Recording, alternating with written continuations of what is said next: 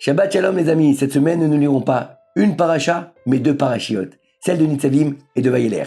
De plus, cette semaine, c'est le dernier Shabbat de l'année. Donc permettez-moi de vous souhaiter Shana Tova Umetuka. Nos sages de mémoire bénie disent que ce Shabbat a le pouvoir de réparer toutes les imperfections qui se sont produites au cours de n'importe quel Shabbat de l'année écoulée.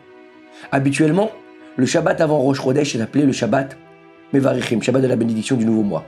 Parce que nous annonçons le nouveau mois avant la prière de Moussaf et bénissons le nouveau mois qui va arriver par le Yehi Ratzon spécial. Par contre, le Shabbat qui projette Rosh Chodesh Tishri, donc ce Shabbat-là, nous ne récitons pas cette bénédiction. Pourquoi ? Le Saint Baal Shem Tov explique que nous ne bénissons pas ce mois-ci parce que c'est Akadosh Baruch Hu qui le bénit. De la bénédiction d'Hachem du mois de Tishri, le premier mois de l'année, nous recevons le pouvoir de bénir les 11 autres mois de l'année à venir. Et quelle est cette bénédiction ? C'est Atem Nitzavim Hayom. Vous tenez debout aujourd'hui. Le mot aujourd'hui se réfère à Rosh Hashanah. Vous tenez debout signifie que vous sortirez victorieux dans le verdict. Hachem bénit le peuple d'Israël afin qu'il mérite d'être inscrit et scellé dans le livre de la vie pour une année douce et heureuse. Ce Shabbat a établi l'année à venir parce que c'est la source de bénédiction pour toute l'année.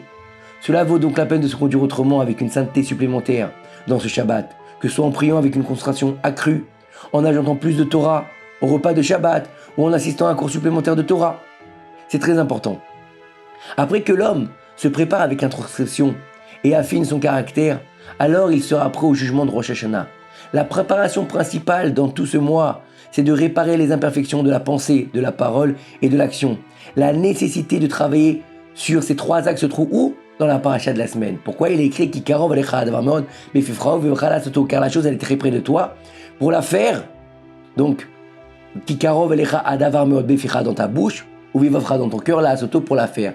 Ça veut dire que en fait, quand on doit sanctifier ses pensées, on doit sanctifier sa bouche, on doit sanctifier son visage, on doit sanctifier ses actions. Si on arrive à faire cela correctement, donc on a des bonnes pensées. On dit des bonnes choses, puisque la pensée est créatrice, et puis la pensée matérialise la chose. Puis ensuite, on la fait correctement, en suivant la halakha, en mettant de la joie, en voulant servir à Kadosh Baruch Hu comme il se doit, alors on est certain d'être immédiatement inscrit et scellé dans le vivre de la vie. Et donc, il faut comprendre par là que c'est le moment ultime pour faire une extraordinaire teshuva, se rapprocher de notre Créateur, pas parce qu'on a peur, parce qu'on l'aime et parce qu'on a envie qu'il nous envoie la Géoula chez les Mabim Rabbe Amenu. Qui karov elecha adavar meod, la chose elle est très proche de toi. Ça veut dire que nous sommes très proches d'Akadosh Baruch Hu. C'est un moment de être Hatson pour pouvoir enfin se rapprocher d'Akadosh Baruch Hu et faire ce qu'on doit faire à Rosh Hashanah. Introniser notre roi sur son peuple, c'est-à-dire le reconnaître en tant que roi du peuple d'Israël. Car c'est ça tout le sujet de Rosh Hashanah, d'accepter la royauté d'Hachem sur son peuple qui s'appelle Israël et sur sa terre qui s'appelle Eretz Israël. Shabbat Shalom Voach, Shana Tova Vochet, Gmar Chatima Tova, Kakadosh Baruch Hu.